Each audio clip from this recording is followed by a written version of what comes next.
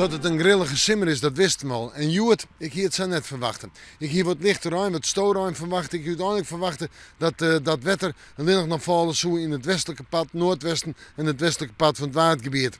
Maar dat activeerde, het schoot dan op en dan zit je haast in de hele provincie onder het wetter. En dan is dat een zwierigheden voor de vrouwelijks per se, voor de opening van de visserijdagen in Haas. En dan valt het zin en dan moet je het maar nemen, want het waar is het waar. En dat ga je net altijd te voorzien. Maar voor de komende dagen, nou ja, er zit een droge periode aan te komen, maar het blijft toch tegen grillig en wisselvallig. Joen en vannacht staren gewoon de oergang naar droeg waar.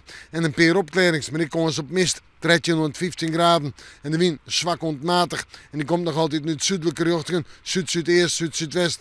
En dan zetten we terug naar morgen. Morgen wordt een dag maar toch wel wat zinnen. Maar letterlijk kom eens op buien, misschien wel met tonger. En verder zeg ik het op een temperatuur die er nog altijd wezen mag.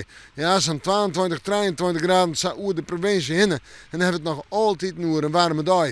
En de wind zwak ontmatig, weer uit zuidelijke richting mooi, verklaart tegelijkertijd die wat hogere temperatuur.